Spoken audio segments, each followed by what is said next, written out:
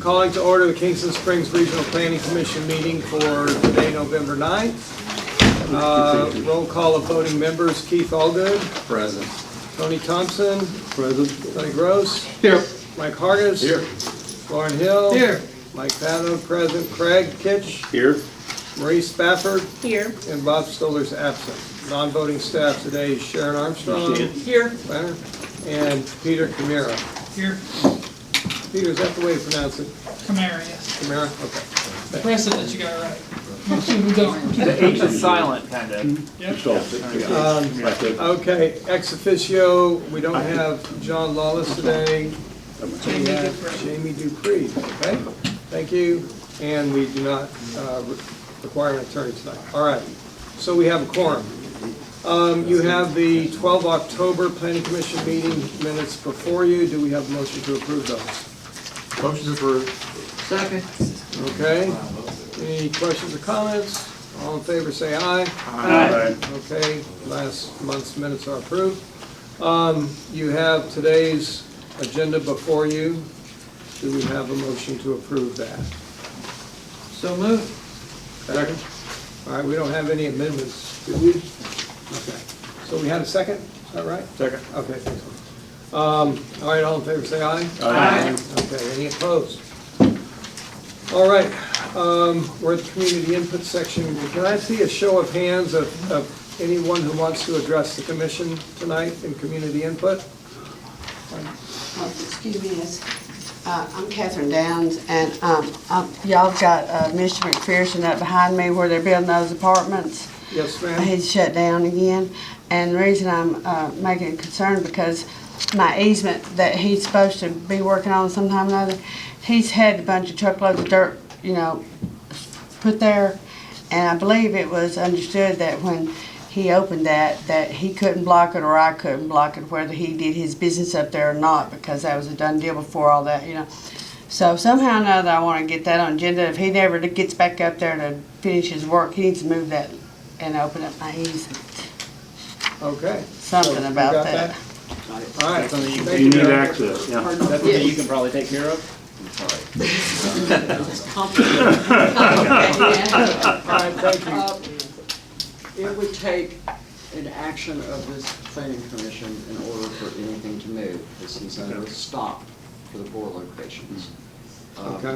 It would take an action of this body. If we can, because of this, it doesn't require a great deal of scrutiny. We could add it to the bottom of the agenda to temporarily lift the stop long enough to move the piles of dirt that have not been sorted off the easement. But right now, he's under a stop pending borehole. So do we want to add that under item C, under 10 new business? Yes, sir. Yes. Okay, and so we need another motion to approve the agenda as So amended. moved. All right, and a second? Second. Okay, all in favor say aye. Aye. Okay, the agenda is amended to include 10C, which is the lifting of the stop order for the purpose of that easement. Is that correct? Okay. All right. Partial lift. Yeah, partial lift. Okay. So, seeing no other community input requests, we'll close the community input section. Now I'm on to just reviewing the declaration of conflicts. In the event that any member shall have a personal interest of any kind in the matter, then before the Kingston Springs Regional Planning Commission, he or she shall disclose his or her interests. And conflicts of interests are defined in our municipal code, Title I, Chapter 4. So I don't have a conflict, but I have what you might consider an apparent conflict. Okay? The company I work for has also done work related to the golf course of Tennessee. Okay. Our company was involved with some of the permitting for their river intakes. They did some environmental studies for the golf course, and when there was a EPSC failure, our company gave advice on how to fix that. Okay. And to that's the extent of it to my knowledge. The only one of those I was involved with was the intake, but the other ones I've found out recently that we did that. So I just wanted everybody to know that happened, and I don't see that as an impact to anything, but I want to be up front, make sure everybody's knows. Okay, thank you very much, Peter. Thank you. If I may make a comment, I think for the public record, the question that should be asked of Mr. Camara is, did he have direct involvement in any application that the city permitted? The intake was a TDAC permit. EPSC is a TDAC permit. So were you involved in any projects I don't think directly that our we? company was involved in any projects related to the golf course that have come to this board. Okay. Thank you. Thank you for the clarification. Appreciate it. So, okay, moving on to item 9, old business A, the Ellerslie PUD, West Kingston Springs Road, stop work order development meeting, next steps, revised grading and site plan. Sharon, do you want to start that off? Yes, I do, and then I'll refer to Peter. The plan set has been submitted and it's been reviewed. There has, since the last meeting, been several exchanges of comments. Those have been applied. We are at the point now where there needs to be a discussion with the developer about improvements to the culvert and the drainage for runoff so that we don't overtop the road. The calculations show that the road will be overtopped during a 10-year storm, and I'll let Peter expand on that. So we do have the plans in-house. The final turnaround was submitted yesterday. Peter has reviewed them. Yep. And done comments back to Mr. Lovelace, which went out yesterday, I believe, or today? Yes. Yesterday. It's been a busy week, we apologize for that. So comments went out yesterday.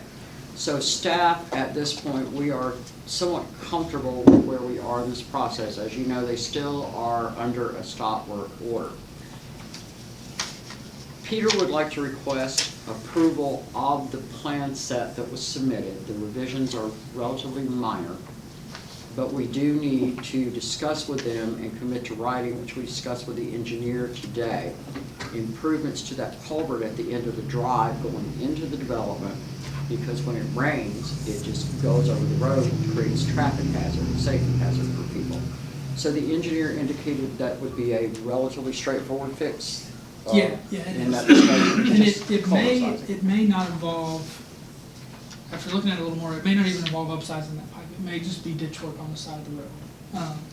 But what I have is, I've prepared 3 conditions of approval if the planning commission wishes to go that route. And I'll read them to you. Is it time for that, or you have more to say first?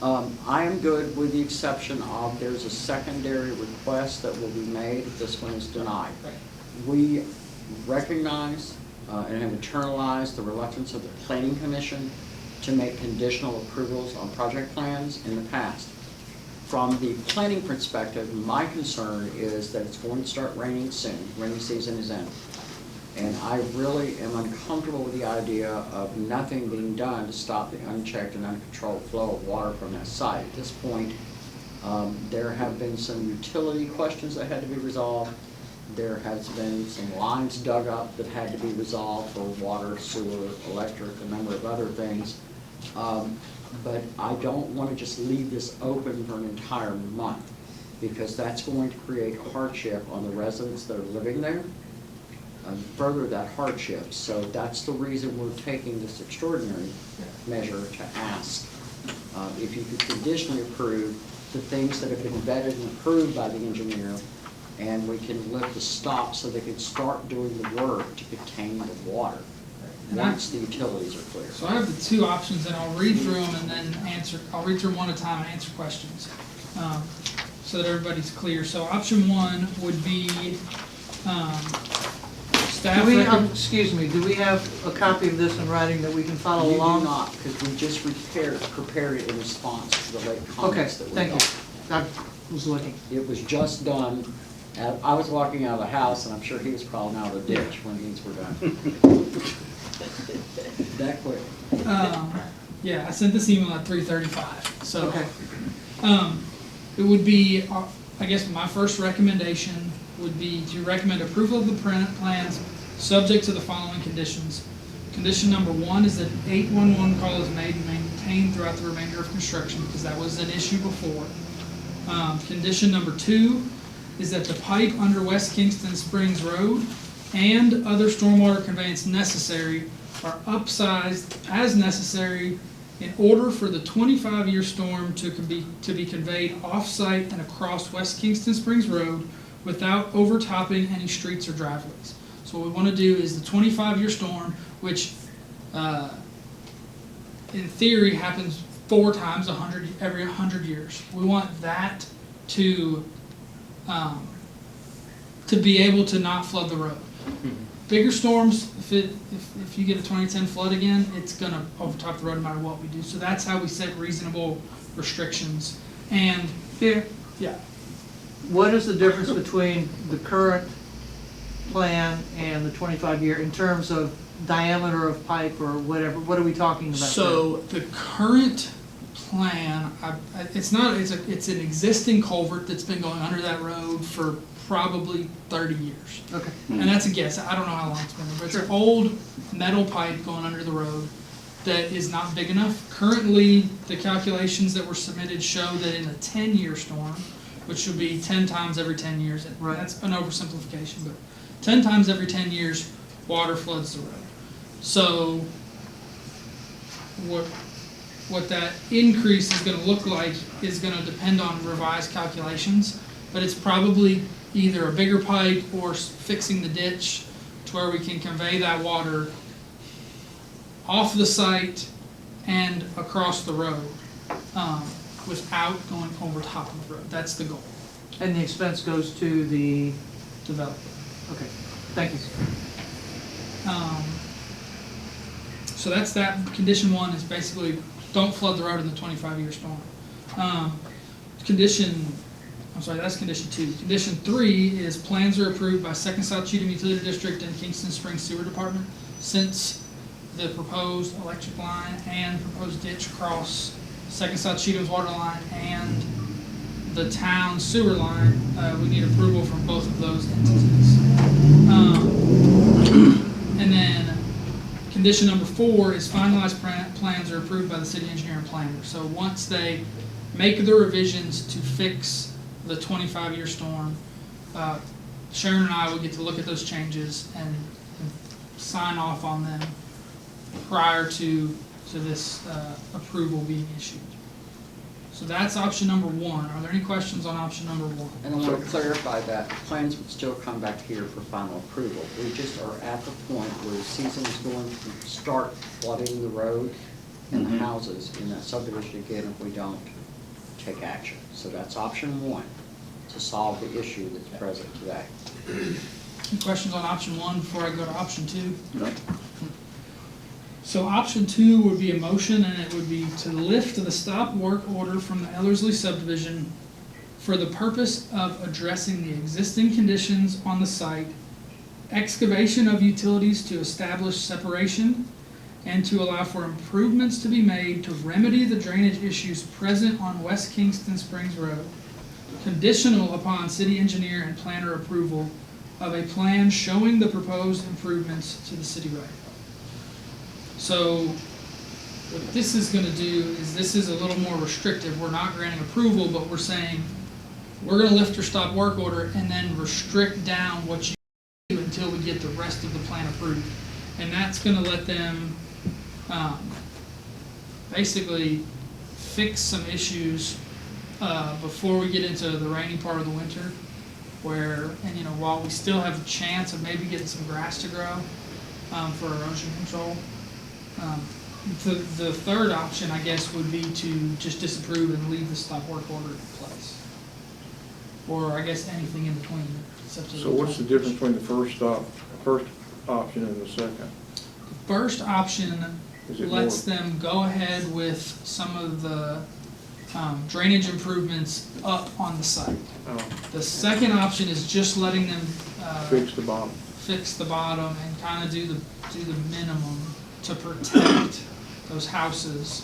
Whereas the first option says, we're good with their plan with a couple of little exceptions, so we can't recommend that you approve it. But with these 4 changes, we're good with it, is what we're saying. Okay, so they could address both the bottom of the hill and the top of the hill at the same time, but still restricted on everything else under the stop order. So that would approve the plans, plan, yeah. and the stop Yeah. order would be lifted. Oh, The distinction between the two is that we have ongoing issues on the site. Option 2 would allow them to correct those issues at the road and take sufficient action to eliminate any further damage to property owners. Option 1 is an approval of the plans With conditions. allowing staff, with conditions, allowing staff to sign off on that and then bring it back here for final approval in the following month or whenever it's submitted. I think all of us have worked together long enough to know that I am rarely a fan of conditional approvals. And I prefer the more restrictive. I spoke to the engineer today.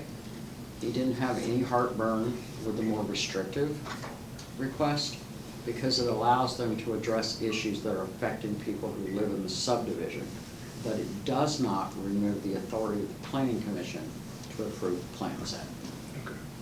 So the that's time frame on both of them is the same? Pardon? If option 1 and option 2, is the time frame as far as how they can get things taken care of, is that the same? The time Option frame 2 makes them is- take care of the problem. Option Take care 1 of the problem. releases them The to other do one all is- of it. is much Whether, more whether future they direct their development. efforts toward where you want them to or not. As you know, there are still undeveloped lots in phase 1. Phase 2 doesn't have a submission. So at this point, it's your decision, but I am personally more comfortable with the more restrictive because we don't have all the answers that the excavation may bring us during this process for the location of utilities, the electric, the water, the sewer. Right now, the electric line crosses over water and sewer on top of it. Second South Cheatham has some opinions, and to both the developer and to the town, that's a no-go for them. The same circumstance exists for the electric line across the sewer lines. So we don't, at this point, have, and I think Peter would agree, every piece of information that we need barring excavation on the site to see where things are, to tell you what the plan set would look like. Does that make sense to everybody? Does that, you agree with that, or do you have a general idea? Mostly agree with that. To clarify, the changes to the related to the sewer, they put an electric conduit that crosses the water and sewer line several times. Where it crosses the water line, that was exposed and it revealed that it was basically touching the water line. What we've requested already is that they dig up where that crosses the sewer line so the city can inspect it and then direct them what to do. I think that that's a pretty straightforward, if it's too close, they have to dig down and put it under. So that's something I'm confident that we can handle that, telling them what to do and getting that to be an adequate solution. And I don't want to give the planning commission the impression that Peter and I are at odds. We're not. It's just for this project and its protracted history with the city.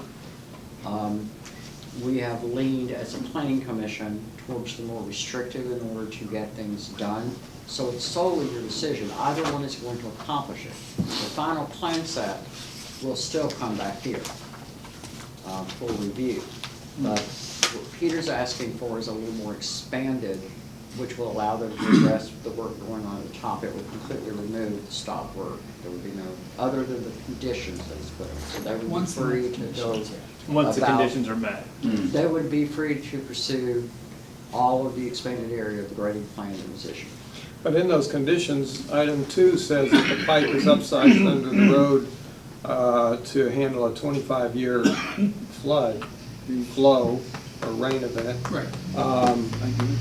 So that sounds like that is prioritized because that's one of the 4 conditions to move forward, right? Right, and that would exist, these conditions, regardless of which way you go, Yes, the conditions exist either exist way. either way. If It's- they're either conditions of approval or comments for them to revise and resubmit. With the lift of the stop work order totally, they're able to work in both areas, at the top and the bottom. With lifting it under the second option, they have to focus more at the bottom. Okay. And we have issues in both places, as you know. I was gonna say are we putting a rail at the top of the cliff, or are we putting an ambulance at the bottom of the hill? So, exactly, so that's, we rarely never make these requests, but in this particular case, we think the need drives the request. So the primary need is to resolve the water and Regardless. get that, but are we impeding the overall process by managing it so that we only take care of the bottom versus giving them the freedom to take care of all of it with the conditions by making sure that they start preventing the issue that we're concerned with, you know, and that's my question, is are we complicating things or are we making it, can it be managed if we say, okay, we lift the stop work order, but this must be done before you can move anyplace else? The only complication, Lori, is that unless you vote, staff does not have approval for plans, site plans. That's come up multiple times in the Planning Commission over the years. So we don't have that authority unless you grant it to us in a particular circumstance. And that's what And that's option what one. option Option one one would is. give that. It You're would literally basically- handing over, not just review, but in that circumstance, you're handing approval to the staff with us saying, after we've looked at them and we've approved them and everything's worked out, then we'll bring it back to you for you to approve.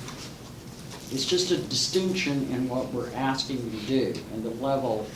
Well, I think the conditional approval we don't bring back. The conditional approval is conditionally approved, so once the conditions are met, it's approved. I understand, but given the fact there's still things to work out with stormwater pipe that are gonna affect the drawing site plan itself still has to come back. So do we need to rework this then? You do. We can't have final approval. We can only have conditional approval. Okay. And so since we don't know everything that's going on the plan until the work is actually undertaken, it still has to come back to them. So are you saying then that if you have conditional approval, we would be approving the plan after the fact? The That's work's correct. been done, it would be the formality of us approving the plan Right, with the after the fact? restrictions that the engineer is recommending. So you're actually literally agreeing to allow us to permit the work to move forward, top and bottom, lift the stop work order, and then bring it back to you after the changes have already been made, and then reflect it on a site plan that you'll have to approve. That's always been my heartburn with asking for that level of approval, because it's transferring approval to staff. And you literally will see it, it's kind of a as-built rather than a pre-construction document at that point. Does that answer your question as to why there are two distinct paths? What's the recommendation? Somebody want to make a motion? I don't think that anyone, I don't think they're leaving us with a recommendation, they're leaving us with with a choice. They're leaving us on the hook, right. I think staff rarely ever finds itself in this kind of Yeah. position. It's usually not even a topic of discussion. Yeah, I mean, I honestly could be comfortable either way. I don't know, for the sake of just limiting complexity though, going with a stricter move, I think, in some ways, might actually remove some complexity in some ways, right? Because we're going to at least have this in a linear fashion versus something that Pre-approved. pre-approved and then has to be, Absolutely. Approved afterwards, Because your so. vote, one way or the other, is going to affect staff. It's not appropriate for us. for you to weigh in. Right. one way or the Exactly. other. So, Is there any advantage to doing both at the same time Yes. with conditional approval? What's the advantage? The advantage to doing them both at the same time is if you do infrastructure below on the bottom of the road, as they work their way out of the project, when they go back up to do the top, then you're coming through the same site that they just prepared and laid. Yeah. So that's the advantage to Advantage doing of it that. all at one time. The disadvantage to that is that staff has to ensure that the focus remains both the issue for the residents living there, but also the safety on the road. It's the because many more people use that roadway surface than live in. Not that one's more important than the other, it's just two different scenarios. So the way that- How would that be marginalized by only lifting the stop work order? How would that be marginalized as opposed to doing both at the same time? That obligation is still gonna be there, right? The obligation is gonna be there, but he asked me if there was an advantage to having them both done at the same time. So Right. You got the homeowner and the passengers across the road. That's Well- correct, but if you start at the bottom and only do that, then when they have to start at the top, they have to travel over the same ground where those improvements and berms have been laid and swales, and there will be damage to them and have to be done again. So. So it makes more sense to do both. Maybe. Yeah. Pro and it does. con either way you It go, has it's to be. just difficult for staff because we don't traditionally have that Don't want ability the to ask for that. There's, so the problem, the root problem is there's no approved plan for the detention pond. That's So correct. by lifting the stop work order, we can't allow them to do that because there's no approved plan for them to build on. The conditional approval creates, once we've signed off, an approved plan for them to start that upstream work. So that is basically the advantage, that we address both at the same time and we get to the upper work. We don't make them do step one at the bottom and then go back over the same. That's correct. And the other advantage to that scenario for allowing them to go top to bottom is that all they can do from the bottom is slow the flow of water. They can redirect it somewhere else, but if we don't remove it and allow them to work both, then they can't put, because right now they don't have it, because the storm detention area was moved. It can't be where it was. So unless there's an approved plan, I can't issue a grading permit for them to do the retention pond. So there's pros and Right. cons either way you go. So if we do this with the conditions, and then on the front side, and then on the back side, approve the plan after the fact, I mean, it is the reality that staff will be enforcing through the process, and if necessary, implement another stop work order if something is violated? That's always in progress for Okay. every project, regardless of the approval level. But So there is a here, mechanism through the There is process? a mechanism to gut check it. Okay. So I may have changed my mind. Yeah, I think that's why I brought it up, because Yeah. we've had those residents sitting in here Yeah, telling us that about it. And we gotta do something about it. And And watch the bottom. It didn't make sense to me just to do half of it and then, and not address the top, and you got to go over the same ground. And And then you help everybody by. It is somewhat of a conditional. hamper, but we also, they're working without an approved plan. Yeah. For the stormwater detention area change, it's not reflected on the plan that's been approved by this body, so But the ultimately, best it's gotta option be for right. everybody is to get everything done at once. I would concur with that statement. Okay. Well, then I make a motion that we do the one with conditional approval, which would be number one. I second it. Okay, any other questions or comments? No. All in favor, say aye. Aye. Any opposed? Motion passes for option one with the 4 conditions. Scott, we lifted it as of Monday morning. City Hall will not be open tomorrow, so it can't be processed. Okay. After the holiday, so I'll process it Monday morning. All right. Okay, item 9B, under old business, golf course, the Golf Club of DBI, South Harvest Road inspection, soil and erosion report. Is that supposed to be done also with C, or are these one at a time? These are different projects. These are One's different, golf club okay. DBI, one's golf club of Tennessee. Oh, okay. One is the assignment of inspection that, I guess, the Okay. Golf Club of DBI. Okay, My observations over the past, since we met last month, are that the bridge was done, the paving turnout was done past the bridge towards the project site. It's impossible for me to know who, where, when, and how, because there are 2 entities developing with construction entrances that come on that road. But there's some damage to the newly paved road surface. There are some areas at the turnout of the Doris property that were reported, that were checked, where there's some damage to the dirt and general area. It's just one of the results of construction.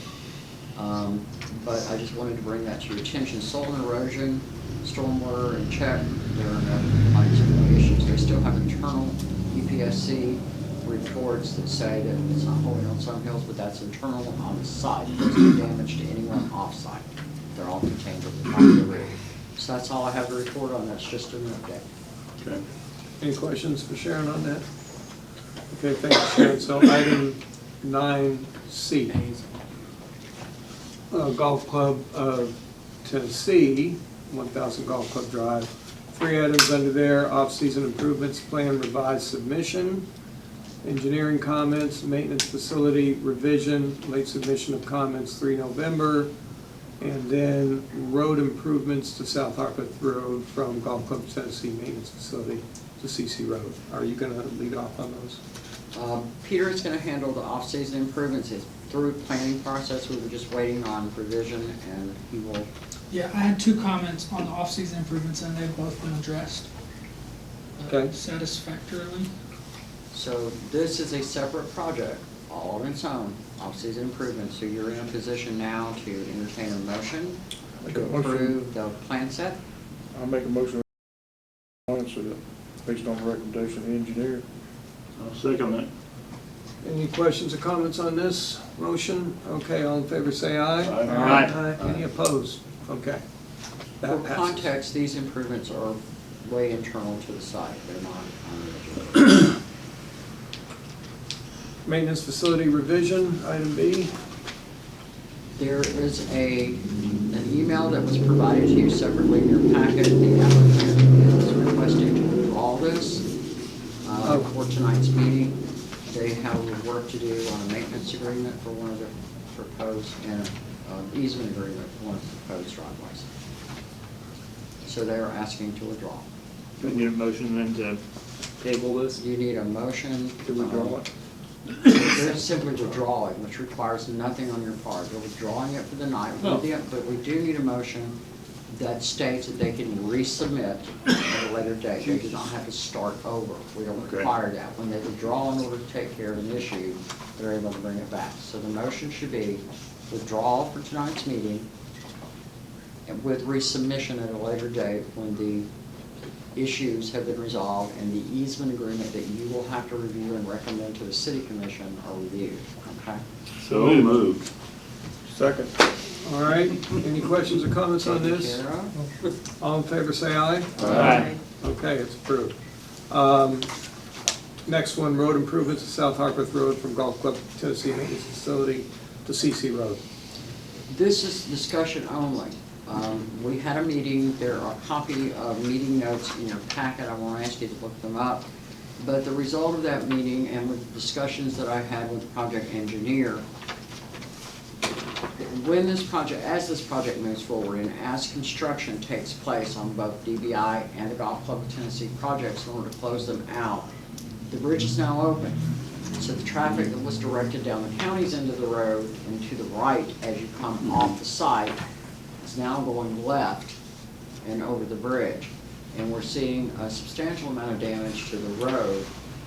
Even inspections and observations by the city manager and public works prior to the bridge opening and since the bridge is opening. So as a part of this permit process, and as these two projects migrate forward, there is going to need to be a discussion. If you remember, Mr. Rogers was here last month. Mhm. That was the focus of his discussion.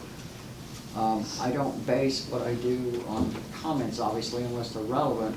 I'm not saying they are or they aren't, but we really need to look at the city's portion of that road and as it goes out and what's going to happen to that road. It is, in some cases, I think, slightly over 15 feet wide.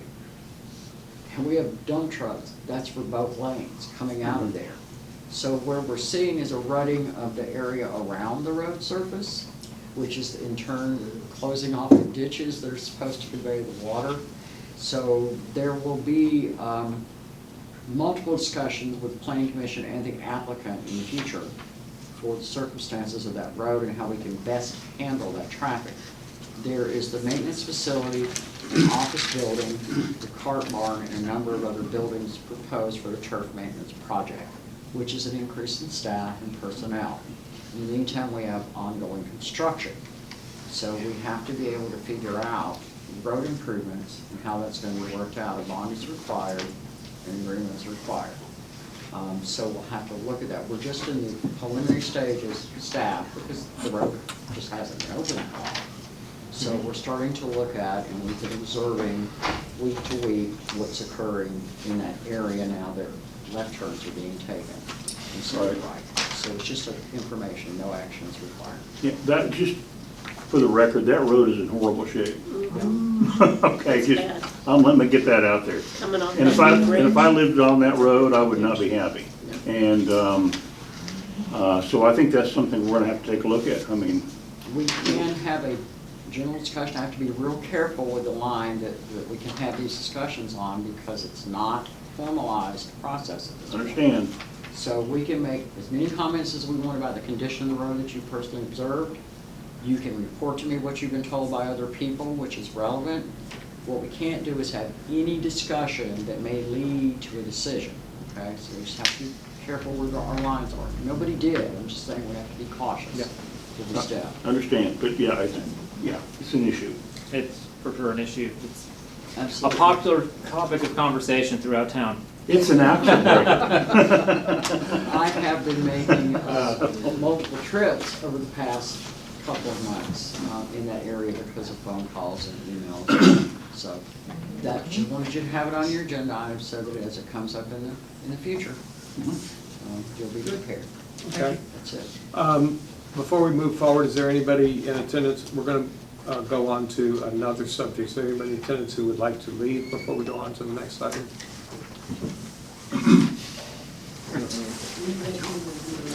There you go. Have a nice night. Have a nice night. Have a good evening. Okay, so now we're at new business, item A, concept review, John Tarver, map 96, parcels 5100 and 5101, zone C2 Highway Service District.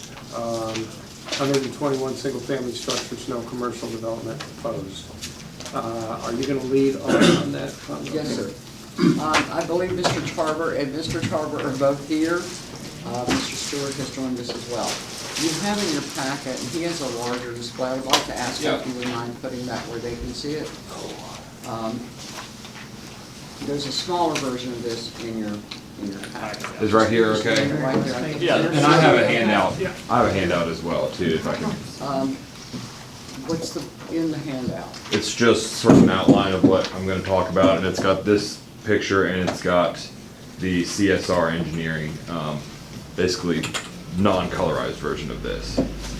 Okay, their engineering, we're precipitous with engineering, we don't need that yet. What Okay. they have to do is listen to what your proposed project is in a very basic way, which that addresses. Okay, And then I will provide them with the information on the current zoning and some other context for that, and then they will give you feedback. We are not at a plan submittal place at this point, other than representation. That's Okay. all they're allowed to do. This is what you showed us last month. that's right? fine. Yes, sir. I've, Perhaps Sharon, you could get a copy of this? Yeah, I would like to have a copy of that before it's discussed, and if you don't mind, I want to preface this by giving them the circumstances of the property. Do you have a copy of that I can have? of this, No, your proposal. Everything that they see or hear on the agenda has to be furnished before the meeting, 7 days in advance. okay, So this is just a more structuralized layout. This, they cannot see. Okay. The third page. They can see the first 2 pages, and you can explain the distinction if you want to handle that, but the third page, they are not ready to receive. It's an engineer drawing, which is not on the agenda, so it can't be everything, we have to advertise everything that they hear. So it's not an informal process for them, it's formal. So if I might, the property under discussion, just to give you your background, for your zoning background, is the Law Garrison property that sits somewhat adjacent to and behind the Sunoco on Robin Hills Road. There are 2 parcels. The property is currently zoned C2 commercial. And for the planning commissioners that have served for a while, if you'll think back to 2018, and I know that's a far stretch, the planning commission, on the initiation of Commissioner Campbell, implemented a PUD overlay on this property. Mhm. And the purpose of that PUD overlay was to preserve the commercial value. So that was the impetus of that, map was created, the ordinance was adopted, sent to the city commission, and subsequently adopted there. So that's the zoning history. It consists of essentially 21 acres, and it's combining both parcels. It is not zoned currently for residential development, nor does the C2 district permit residential development. So, I'm giving you the background of the zoning. Within your zoning ordinance, I did a real short concept review for this. I don't see it in my packet, I don't know how it did. I sent it to John, but it didn't get printed, I guess. Just the one page. So, within that, I need to give you some basics. The densest zoning that you have in Kingston Springs is R3. That's the most dense saturation of residential development that you currently have. It allows 3.63 units per acre. Your PUD regulations, which also overlay residential development projects, and if this is rezoned, that would be a requirement, state that the base district regulations still apply. You can flex on layout, roads, those types of things, but the intent of the ordinance, which is to regulate the density, and other intents of the ordinance cannot be varied within a planned unit development district. So just to keep in the back of your head as the discussion goes forward, density of this type would require the creation of a denser residential district. We've done that with projects in the past when we didn't have zoning or just at the request of the planning commission to address other issues. So that would have to be done, because at this point, 121 units is not allowed in that district. It's denser than the district. It wouldn't be allowed in R3. In the current zoning, nothing's allowed. It's How residential. many units would be allowed? If there are no subtractions, and there are not, for detention areas, road services, the 2 parking spaces that are required for every single family unit, and the steg, am I saying that right? Tank, step tank? There's our step tank. that we're Step gonna- tank we'll talk for about every that. unit. We don't subtract any of that from that. So the pure calculation is 21 acres times 3.63 units per acre, 76. which equates to 76 units. Okay. Does that mean that that's an automatic entitlement? It does not, because other things on the lot, sewer lines, water lines, other things compromise the layout of the lot. So having said that, I'm not telling you this, I'm not expressing an opinion one way or the other, I'm just giving you background so you understand the conversation that you're about to have. Okay? We would require a traffic study, as we do with every development that impacts those corridors. We would require everything that the subdivision regulations direct us to require for this. All right, with that, unless you have questions of me, does everybody understand the circumstances of the property? Also, the property would have to attach to West Kingston Springs Road. We think back in our memory again, when Sunoco was developed, the gasoline storage tanks and drive-through were placed on the 50-foot right-of-way of the Law Garrison property. At that point, Ms. Garrison and the family elected to convey an easement to Mr. Patel. And that easement compromises her 50-foot right-of-way to the road, which we explained to her at the time. She still chose to do that. So this property cannot go out to Logan Hills Road as its exit. It would have to go out. And in order to get out, on this illustration that you see in front of you, and I will ask Mr. Tarver if he would help me with that by holding it up. There you go. That is the parcel itself. Feeling like Vanna White? Well, I just want you to be able to, so you can see it in your I can bring head. this closer. The red areas down towards That's- West Kingston Springs Road are the property that is owned by Mr. Stewart, who is with us tonight. And the property in between the Law Garrison property and Mr. Stewart and West Kingston Springs Road is the Bob Crouch property.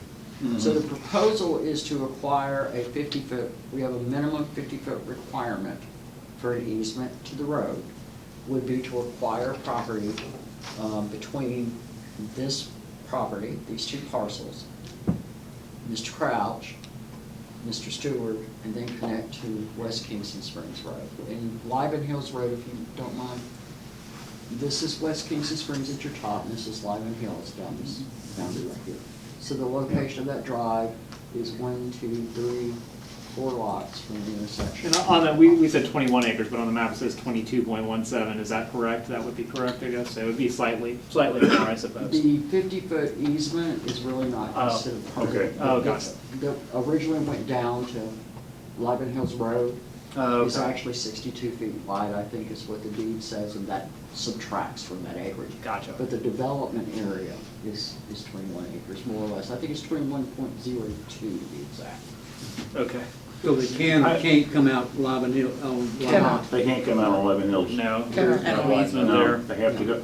And I guess my question, or my concern, Well, my I'm question. sorry, Mr. Kitchen. I'm sorry. If I can, we have to give him an opportunity to Okay, speak. all right, As long as he does not distribute that third page. all right. Thanks, y'all. My name's John Tarver. I've been in here once or twice before. That's my dad, Mark Tarver, and then Mr. Stewart, as Sharon said. We're proposing a 121 unit, single family for rent development on this site. The single family for rent, we think, has some advantages in a community like this. You have a variety of sizes and floor plans, attached garages, an amenity center. The homes pictured here are a 1,200 square foot footprint. Of course, all it shows is the footprint. So a single story home with a 1,200 square foot footprint with a garage would be roughly 800 square feet, and you go to the second story and it's roughly 2,000 square feet. We haven't nailed that down yet, but that's just possible sizes. Variety of sizes and footprints, attached garages, amenity center, some green spaces in between the homes here. You can see some common areas there. This is a very preliminary design. As the project grows and evolves, the design will change. An advantage of a single family for rent community is that there's a property management company making sure that all of the residents and neighbors are in compliance with bylaws and not leaving trash out, and it's very good looking, produces a very good looking, clean, safe, friendly community. Professional landscaping, congruent landscaping too, so one landscaping company comes in and takes care of the whole property. And then, as Sharon mentioned, the creation of 2 commercial lots up here on Mr. Stewart's property. We would be granted an easement through Mr. Crouch's property and Mr. Stewart's property here, and create these 2 commercial lots here on West Kingston Springs Road.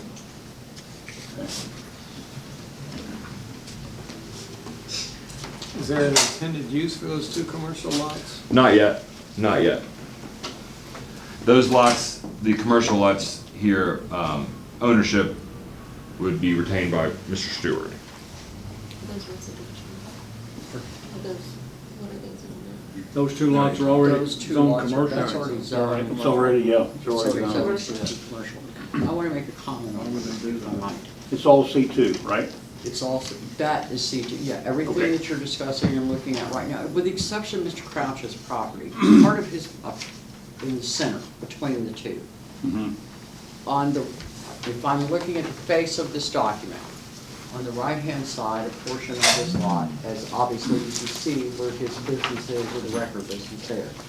But the area on the left is still zoned, thank you very much, is still zoned residential.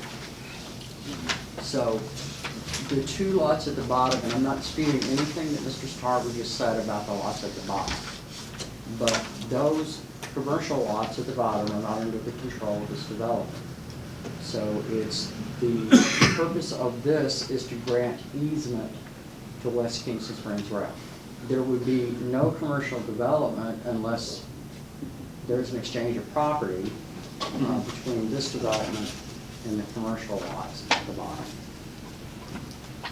Does everybody understand what I said? No. Would you point to the commercial, what she's talking, okay. When she says the bottom, that's the top, okay. All right, gotcha. And that's the building to the left there, that's, Building to the left, Lawrence Food, the building that's on one of those commercial lots is the Realty Building. That's Natchez Realty Chase going to the Public left. Oregon, everybody. Right, Dollar And General. Mr. Stewart's Dollar lot General, has and then over vacant there on the areas left is on it. Lawrence Food. gotcha. The white on the left is Lawrence Food. Now, I had a conversation with Mr. Stewart.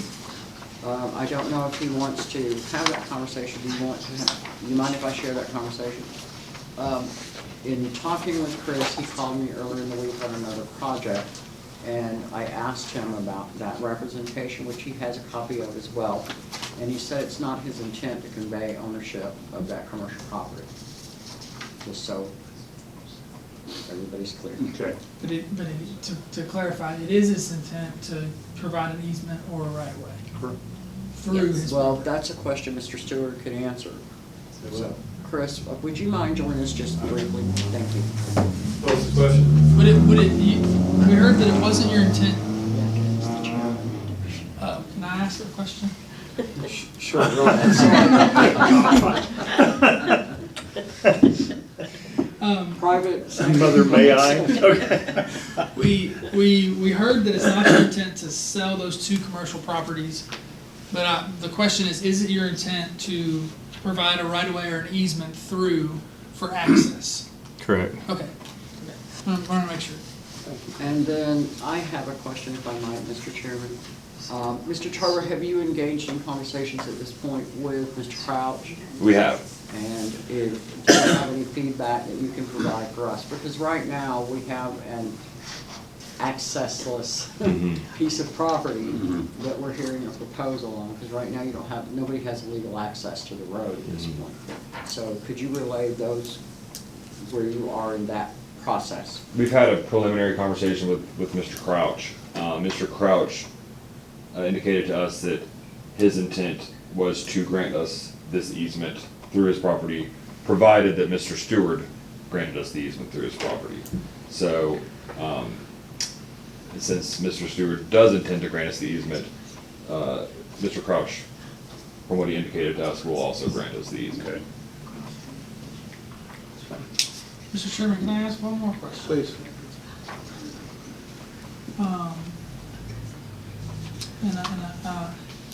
What about Welch Road? Because that is your only current legal access, right? Yes, and we've thought about Welch Road. It's not a city road, it's not legal access. Oh, okay, never mind. I apologize, I shouldn't have sidebar. This is gonna happen routinely.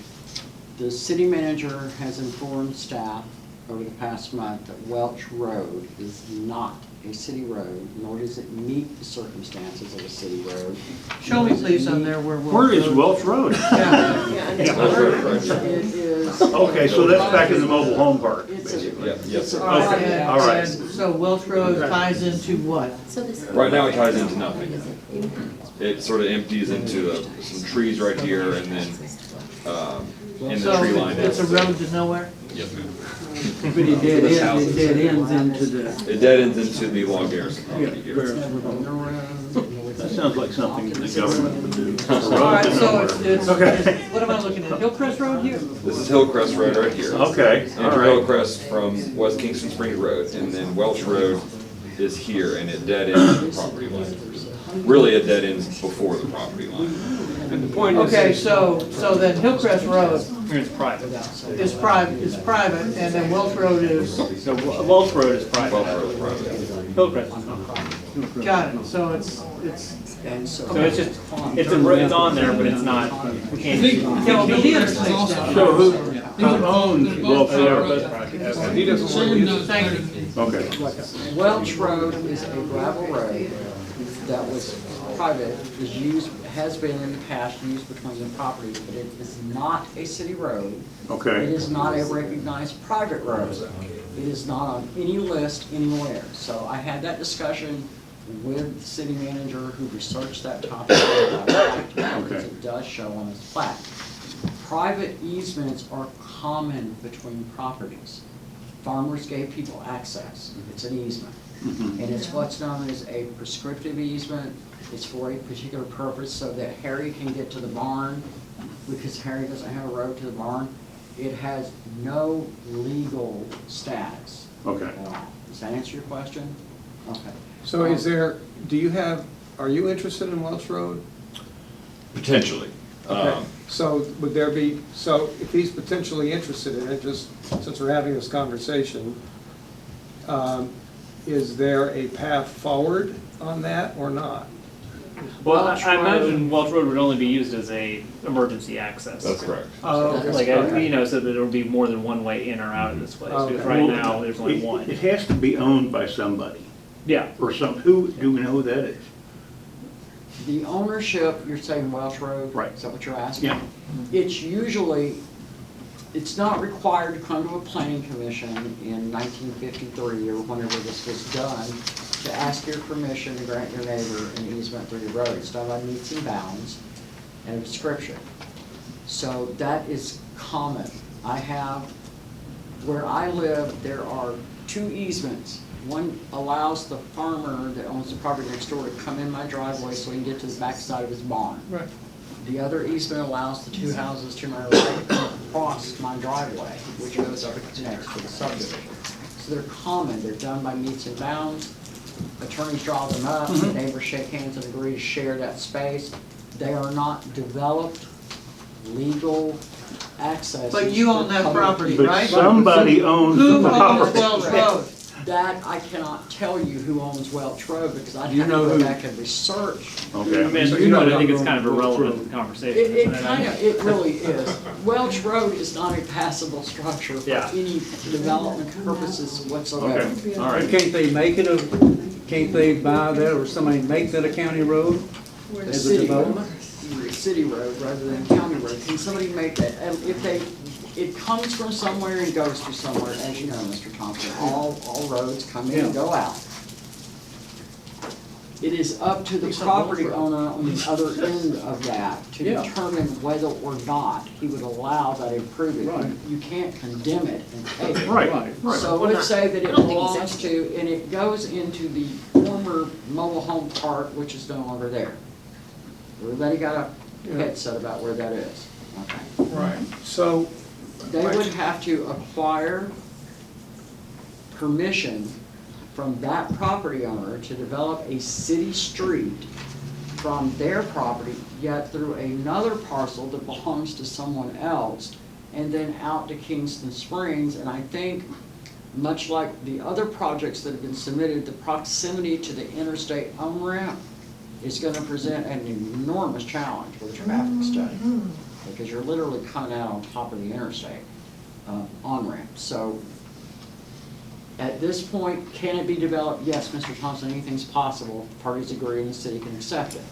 But at this point, it's not a viable option. Right, I know it's not at this point in time, but they could personally buy Welch Road, whoever owns it, buy it from them and decide to put in a road there.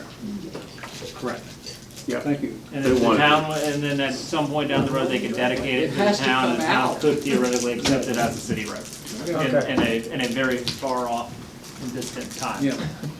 Can I say something? Sure.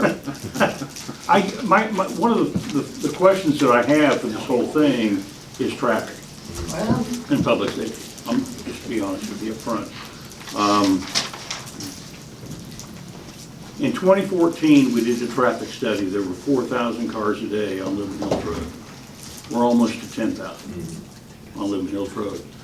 And we can't really do anything with that because that's a state highway, right? So I guess I'm kind of looking at this going, okay, have you ever sat on Kingston Springs Road at 8 o'clock in the morning? Are there any other options for egress and ingress? Thank you.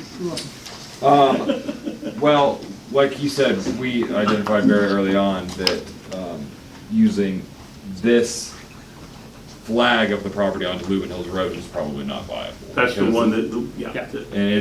And then we found out later after talking to engineers that it really no longer exists. So that was off of our considerations.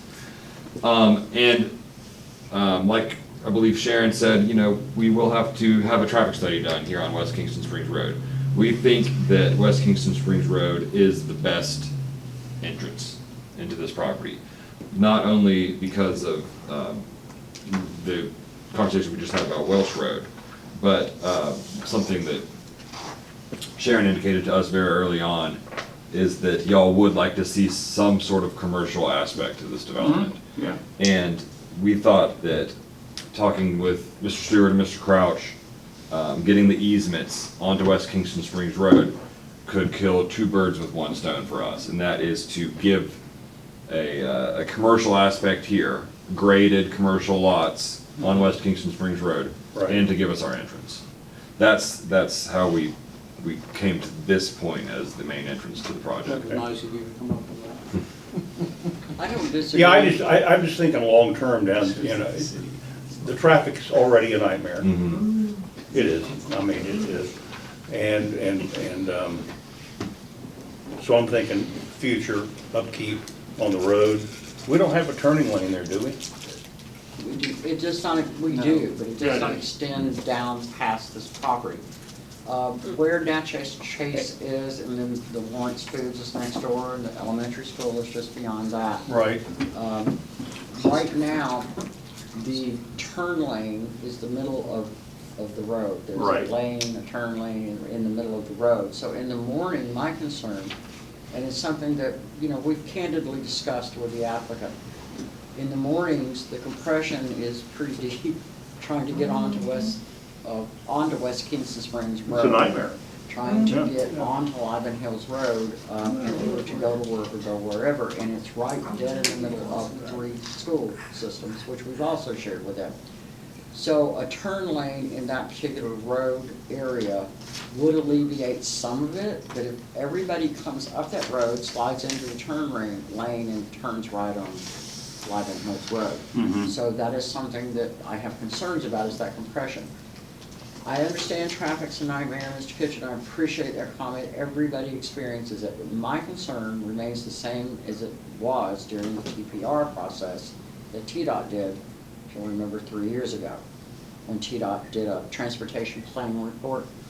It's why John and I fought so hard to get a single lane behind the Sonic and a single lane behind the bank, going over the interstate to kind of take the pressure off of that area.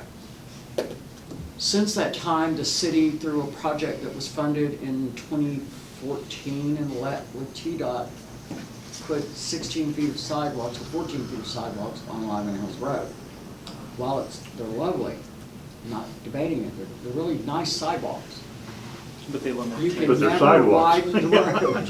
Yeah, Because the so sidewalks are we're yellow. stuck. You get stopped for driving on sidewalks. So then we can't Thought they were multi-use widen paths. Liven Hills. So my concern, although it's inconvenient to sit at a red light, it's inconvenient to sit on a access and try to get out on the road. That's not my concern. My primary concern is safety. When there's a wreck on the interstate and it backs up both directions on the on-ramps, down Liven Hills Road, and wraps the corner. So if we add traffic on, that's the East Kingston Springs corner that wraps it. Mhm. So now let's add probably a minimum of a couple hundred cars in the morning on West Kingston Springs Road. Let's throw a wreck into that scenario and then find out what our emergency response is going to be. You have hundreds of people who live across the overpass of the interstate and back in those neighborhoods. And the workaround for emergency response is lengthy to get to them. Mhm. So those are my concerns. Or if there's a wreck and just getting to the wreck. Right. So that's one concern I have. The secondary concern that I have is, again, you have very few commercial lots in this town that are viable and buildable. There just aren't a lot of them. This corridor was preserved for that reason. And it allows you potentially the ability to have a single lane access road through and behind Wyven Hills Road for local surface traffic. That this is one of the predicted paths that TDOT has chosen to go behind all of this. So at the minimum, they would have to agree that there could be a throughway, you know, so that we can at some point address the traffic, because you're gonna find yourself in a position where you can't provide emergency response, and that's gonna be devastating as a community. Especially if it's a school that needs it. Well, the school district. I didn't hear what you It happens, said. what, Say it again. 3 times a month, maybe? I said especially if it's a school that needs It's it. not a slow. Oh, okay, all right, I didn't hear what you said, so. Is there gonna be any, Those are considerations. It's a good plan, but the one thing that we cannot overcome without rewriting or writing a new zoning ordinance is the Is the density density. that's allowed. If I may say something, this plan shows one lot. It's one single lot with 121 units on it. In my studying of the Kingston Springs zoning, I saw that the R3 PUD does allow for a multifamily project of 14 units per acre. This falls below that 14 unit per acre threshold. And since we would just be creating one lot, we would not be subdividing the lots. We thought that that might be something that we could at least talk about. I somewhat grasp what you're saying. I apologize, I don't mean to interrupt, but density is assigned in your zoning ordinance by the type of development. Single family is defined and its density is defined as a number.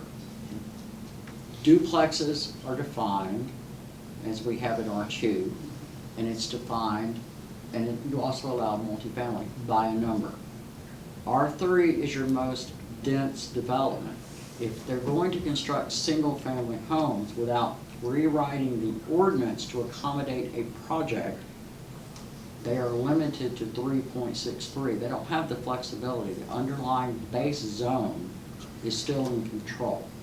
You have some flexibility with layout rather than having to do individual subdivision lots, which have to be X numbers of square feet per lot.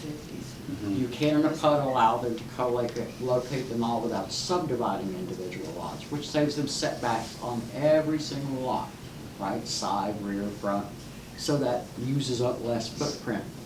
But that density is not something that either the planning commission or the city commission in planning and development can vary without altering the ordinance.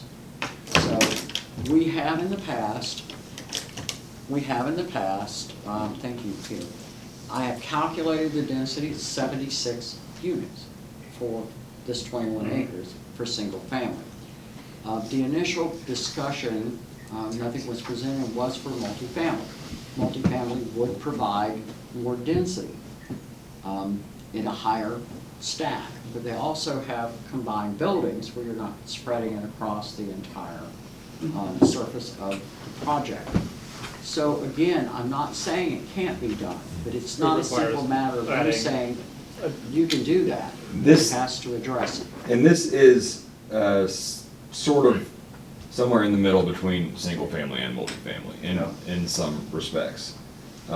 These, as shown here, they're all detached single family homes, but they're homes for rent. It's all one lot. So it's got aspects of both. So, I'm probably breaking a rule, but I'm just gonna be practical here, okay?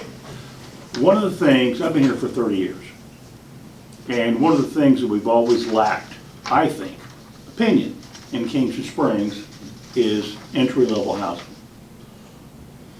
I grew up in, I've got a neighborhood where kids grew up and left and didn't come back because they can't afford to live here. So part of me goes, okay, well, we kind of need that. We need, you know, but if you're going to rent those things for $6,000 a month, that didn't, That's not that our doesn't plan. help. That's not our plan. I think that So, but even aside from that, I'm looking at, I'm kind of with Sharon on this. I look at public safety, I look at ambulance, fire, I look at all, I know how bad that intersection is right now. So for me, it's kind of a, part of me would like to see some affordable housing, part of me's going, I don't know about there. Yeah, I guess Do is what you I'm have- saying. We jumped right in, I think, on sentence 3 with what you wanted to share with us. Is there something that you would like to continue to convey before we continue to pick apart? No, First 2 seconds. y'all are doing great. I think I pretty much hit all my high points. so. Okay. I just wanted to give you that opportunity Thank you, because thank you. we've been pretty active in No, it's okay. jumping in here. Well, obviously, this is gonna be a very, for the people in the town, a very emotional, high impact. Yeah, concerns me is the Conversation. rental. If it was for sale of homes, it would be a different story. But that's really not something this board, Yeah, that's not our that's not the realm, discussion. unfortunately, of what we can. Yeah. Yeah, we that's can- not ours. So from, Mr. Chairman, if I unfortunately. can, I want to insert a couple of comments real quickly. She's trying to keep us out of trouble. Pardon me, I didn't hear you, Sharon. If everybody can be quiet a minute, please. Go ahead, Sharon. You cannot ask what the rental rate is. Okay. You cannot ask if they're rental or purchase. We have housing laws that the feds have adopted that we have to be very, very careful with for fair housing. So those 2 questions, while it's good of you to disclose, we did not ask, he disclosed, but those are not criteria that we can consider. Well, I do have a And question. in response, I will say I did not ask a question. No, I'm saying. I made we a haven't- we comment. haven't- Okay. Just a Just second. keep Tony. it at Tony? Tony? Yes, how is this gonna affect the water and sewage? Sewer has capacity. Everybody, we discussed the sewer to death in the city for the last several months. The capacity is there. But each of these units will require an individual. Let me answer this. Sure. Or an individual one? Peter's gonna answer. Okay. We got an engineer, let's let him talk. So, water is no problem. They have plenty of capacity. They can put fire hydrants back there. How many and where and what they have to do, and that's all stuff that can be figured out later. But water has plenty of capacity in this area. Sewer has capacity at the plant. We're gonna have to talk with the developer in later stages about getting it to the plant. So there may be some requirements for improvements to the sewer system between here and the plant. We got a pump station that this would pump to, that we would need to check and make sure would not be oversized by this. And there's some other requirements, as John's mentioned, maybe having some inspections done before they tie this 120 unit development into the sewer system. Gotta be careful how far we go in this conversation. This was just things that were brought up that I'm not saying. So, It's good to know the discussions are going on and we have the concerns and It you all would be are also fair working to in that say direction. The sewer would likely require improvements, but there is processing capacity sufficient to serve this lot, and the proposed development. But yet we have to be really careful what we say and how we say it in this. This is a concept discussion only. So we can't have discussions leading to approval from any quarter, not from staff, not from you guys. so from a sewer standpoint, we would have a bunch of septic tanks, whether it be 121 or some other lesser number with shared tanks. And then either one or several pumps to get it from those houses to the road. Okay. And again, my question is on that, is that gonna be the expense of the developer or the expense of the city for, That's a financial question I can answer in general. The developer is required to set the tank and pay for the connection to the main line. Now, if sewer is available at that location. There hasn't been an availability request, but sewer is available, but the availability study that will have to be done will determine what public improvements are required to be provided by the developer in order for sewer to be available. And the developers And that's for any project. Is not. of the situation. That's, Yeah, once the, once I the hate developer to- finds out what our sewer Yeah, rates are, right. they may change their mind about this whole thing. But Well- anyway. May I? You may. And Sharon and I have talked about this to some extent, and I had a great meeting with John. He's not here tonight, but he and I had a great meeting. And I looked into sewer quite deeply. And inside the fence, we're fine. Okay, not a problem. It's that outside the fence piece Yes. that I'm concerned about.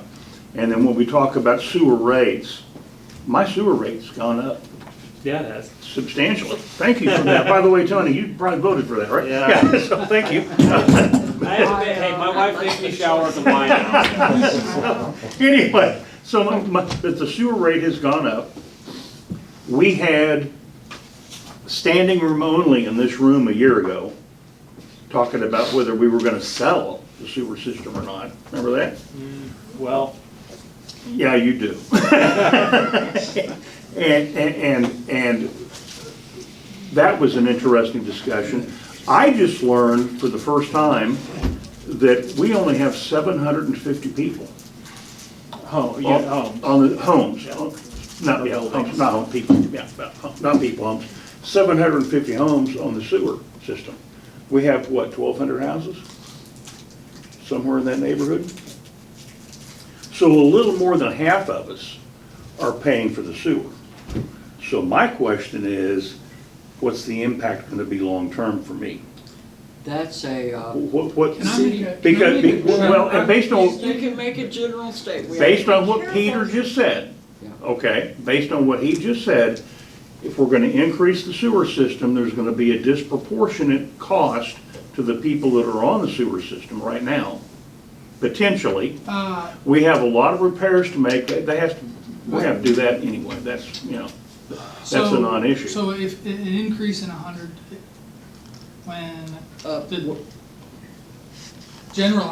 I'll be generally, quiet not about now. this project. If there happened to be 121 units added, Okay, so let's say 75. We Okay. have 750. If 75 units were to be added, that would increase sewer revenue by 10%. Where did the number 75 come from? Because that's what Sharon said. Right Okay, now, all yes, right, use that okay, number, it's all the right. only one available to you. But it's, so this, the system improvements needed for this development to happen, for any development to happen, are paid for by the developer. So if the sewer system can't handle a development and has to be improved, the developer pays for those. Okay, thank you. And when you have a development come in, if we had 75, if the sewer system, if the sewer system, if a development comes I'm in, hearing we get 75. 75 Okay. customers. Let Peter talk, please. Right. If a sewer system if a developer comes in and we have an increase by 75 customers, that's an increase in revenue of 10%. Okay, And the upfront cost to the city is very small, if not zero, because all of the improvements required to make that happen Are on the developer. So for the health of the sewer enterprise fund, developments are great. Okay. So, we've talked about traffic, we've talked about density, we've talked about changing zoning to, unless it's done a different way, we've talked about sewage. What would the next discussions be, or do we have to have further discussions tonight on another subject related to this? Next steps for this project, and this is a feedback, general conversation for you, but it needs to be formalized if this is going to move forward. So I think as a courtesy to the applicant, as we have done in the past with proposed projects, specifically the lot adjacent to the high school between there and the Sonic, one by one, I poll you and you convey to them what your concerns are, okay, or your positives are for this project. I'm going to start over here with Mr. Aldridge. concerns for this project. I think you've touched on them, that definitely, it's gonna be the safety, with the effect it has on traffic, and also, just do your homework on the septic system. Whatever that is, they can help you with, to know what you're gonna be facing. Because that is something that's been in front of this body a ton. And, if I was doing that, that's what I would be concerned about. Can I say? Well, he's giving you feedback, so. Sorry, but, just as Mr. Kitch said, we need a development in this community that's similar to this, to where we can have people here that can work here and people that can come back to here instead of growing up here and leaving. So, no, I appreciate the efforts, just do the homework, and of course the traffic studies and all will be done, and that's not that we've sat here and seen a bunch of those for these types of things too. Biggest thing for you, I think, is just making sure you know what you're getting into with this septic system. Glad Peter's here. Ms. Hill? I'm concerned about the density and the congestion and the safety issues that are going on. Rental property indicates to me that you're creating more of a bedroom community than a community. So what about this is going to be enticing for people to become more engaged in our community? And you mentioned something about some commercial development. What kind? What is it that's going to be appealing that makes it a community? Because Kingston Springs is a community. And, we don't need to be a bedroom traffic place. That concerns me a great deal, along with just the overall impact of this on the general population within our community, and how it's going to impact everything that goes on with the schools, with the infrastructure, with the traffic issues, with all of that. Mr. Thompson? What she said. Mr. Because Kitch? that's what she did, that's She did. was my concern, is about the, Thank you, Mr. all Thompson. the Mr. involved. Kitch? I'm kind of in, same thing. I see a need for some affordable housing. I don't like where it's sitting.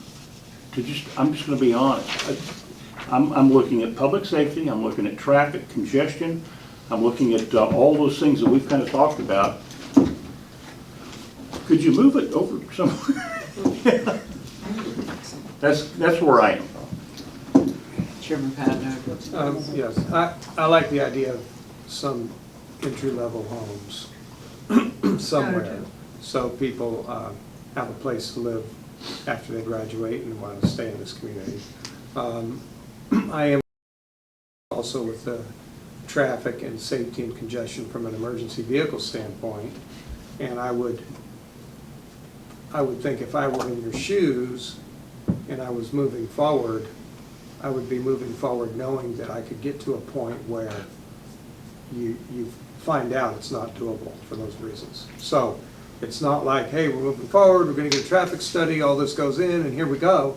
It's, hey, we get the traffic study, and now we find out we have congestion issues. So I think you need to be thinking that way, that it may not just be, here we go. There may be a stop there.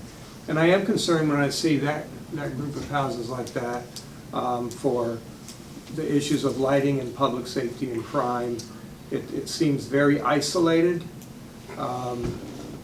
And so when I see an isolated place, that causes me to feel caution in that regard. Particularly with the amount of traffic that goes in and out on Right. the interstate right there. Right. Yeah, Those are my yeah, thoughts. that's a very good point. May I say one thing or ask a question? Sir. If you relocated this. Who are you? I'm Mark Tarver, Thank you. president of the company. This is Hi, my Mark. son. Vice President. Welcome. If this subdivision or this development were located elsewhere, wouldn't all the traffic still come right down Lubin Hills Road to the interstate? Now, maybe there's another way in and out of this community.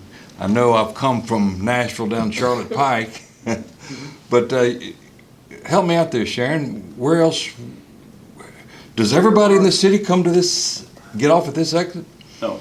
No? Where else? No. Highway It's 70. Highway 70, McCoy from Lane. like- Okay, And a McCoy lot Lane? of folks, a lot of folks that live, especially, I didn't mean to, am I out of order or anything? No. Go ahead. Oh, which means I'm out of order, but go ahead. People that live on that side of town. Yeah. A lot of them get off on McCrory Lane, Okay. come up through Pegram that way, so. Great, thank you. To answer your question, I'm sorry. The primary afternoon traffic stream, to address that if I might briefly, people get off the interstate, get onto Highway 70, cut through Kingston Springs. We sit here even in planning commissions and that traffic does not stop even after the planning commission starts at 7 o'clock in order to cut through to get to Dixon or to get back on the interstate here. One of the other things that I shared with you in the initial meeting was the accident rate at this exit in Kingston Springs is 5 times the state average. And when it shuts down, if we have an issue on 70, the gridlock is such that emergency vehicles cannot roll. So that's an issue for us. So there are other ways. We have 3 more commissioners, so Tony? Yeah, I'll sound a little bit like a broken record, but I guess to narrow it down beyond what everyone else has said about traffic, obviously that's a concern. My main concerns, I guess, and I will preface with, I agree with everything everybody said about there being, a need for greater, more, available homes, affordable homes and so on here. But my main concerns would probably be the loss of commercial zoning and the creation of more dense zoning in our zoning ordinance, I think would be my main thing. And because that has broader implications beyond just your development. Once we do that, we're opening that up to other things, and so then we're, that would be my main concern, is not so much even you as what it could open up further down the road for the rest of the community and other lots. Okay, Mike? I pretty much agree with what everyone said here, so to avoid being a parrot, I won't go over any of that. I think the only other issue that I see is this is gonna require a zoning change from commercial to high-density residential, okay? And then, as proposed, it would require a change to the entire code to get to the density you're looking for with that drawing. So that's a pretty good stretch. It's a stretch to get from commercial to residential. It's another stretch to get from the high-density residential to changing the whole ordinance, to allow a higher density with that footprint. Now, there's other roads to town, sure, fewer buildings and the same occupancy or whatever might fit that, raises that, but as proposed, you're reaching a little bit here on 2 fronts, if that makes sense. Okay, thanks, Mike. Marie? Well, being the last. It's all been said, right? Yeah, it's all been said. Ditto. I agree with them, but one of my main concerns is losing commercial property, because if you've done any driving around here at all, the topography limits what can be developed and the expense in it. So in their wisdom, and Tony Campbell's wisdom, of making that a commercial area. I mean, we're just so limited, and if you take away, I'm looking at the long-term planning of our city, where sales tax based, that's our income, and we're losing it. So, and that's a huge chunk that we're losing. So that's my main concern, is the long-term for our town, what that can do, the repercussions. Okay, thank you. Is there anything else that we need to cover for this presentation? Okay, thank you very much for your time. Thank you. Thank you. All right. Okay, Sharon, so our last item, well, we have 2 We items. actually have 2. 10B is training. Is there a way to take care of 10C first? Yes. Let's do 10C first. Absolutely. I absolutely will. And somebody's gonna have to remind me how the motion read so I can respond to it. So I captured it for you. Lift the stop a very small lift on the stop to basically clear the, Remove the dirt. remove the dirt. So, from the here's the easement. project, really shortly, as quickly as I can. You know he's under a stop. There's a borehole location that was submitted last month and approved. On the easement that is used by Ms. Downs of that property are two relatively large piles of dirt that were not sorted, so they could not be installed. I would like to have a minimal stop just to move those to the other side of that, of phase one. Actually, I'd like to move back to phase two. His permit says he can't store that stuff in the front next to the road. So to have it moved back there to a location out of the bore areas so that she can use the road, because he buried her access easement some time ago, and that's her only access. So you need a motion for that? Pardon? You need a motion for that? I need a motion for that, because I can't lift it until, just that, for Whatever that motion. purpose Very only. limited motion to remove that dirt from the easement. Lift the stop to remove the dirt. Lift the stop to remove the dirt. From the easement. I mean, all he's done is move dirt up there, you know? Okay. Pardon? Excuse me, but he just moved dirt up there for 7 or 8 years. I feel bad for him, you know? He just don't need to block me.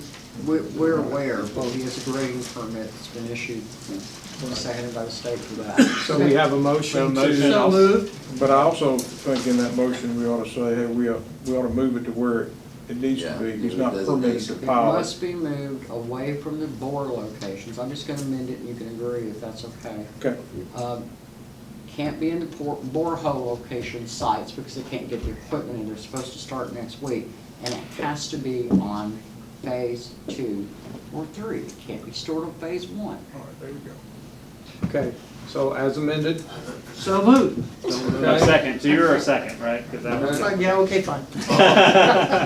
All in favor, say aye. Aye. Any opposed? Okay, the motion passes.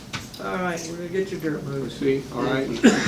So, what do we do on the last, what do we want to do on the last side of the 10B, PC training? On 10B for training, here's what I would like to do. Have all of you looked at the legislation packet that I gave you? Yes. Yes. Okay.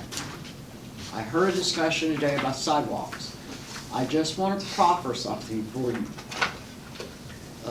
Sidewalks cannot be required of a developer unless they're under the auspices of a planned unit development. Nashville was sued for requiring sidewalks, sometimes sidewalks to nowhere, for infill development. It went all the way to the Tennessee Supreme Court, and they lost. So they're now in the process of uncondemning property they've condemned, returning it back to the owner. They may have to scalp the sidewalks off of the property. So we have to be really careful when we have these discussions about sidewalks now. If we get a grant, the city can pave the sidewalks that they want as long as the owners will give up the property to pave on it. But we can't require a developer to do it facing a public road. Outside of a PUD, That's correct. but inside of a PUD we can. That's correct. Okay. Because a PUD, which is the one you saw demonstrated Right. here, is a circular thing. It's for the movement of people within the planned unit contained private development. So we can't do it, you can't condemn people's property, take it for sidewalks anymore. So having said that, your packet contains information that impacts your decisions. One of them is if there's a gas pipeline running across the Right. property, we are compelled to tell the developer, even though we don't have the map showing where they are, we are required as a planning commission to tell them where they are. So we're in the process of trying to acquire those maps for that. Other things that affect what you do is the entire agenda has to be publicly available now 7 days before your meeting. Not the agenda, the whole packet. So our advertising requirements. Which we had a good example of that tonight. Yep. We were introduced with material that was not present. Yeah. There we go. Yeah. So, all right, that's all I had, that's your training, but I advise you, really advise you, read at least the summaries of these bills. Yep. So that as you're having conversations with your neighbors and your friends, you can understand some of the impact. You want us to give accurate information and advice, is what you're suggesting? It certainly helps. I'll send them to you. Call Lauren, I don't answer any questions. That's all I had. She knows, she knows it. Any other questions or comments? I know nothing. No, Do we have a motion to adjourn? so moved. Second. Second, all in favor, say aye. Aye.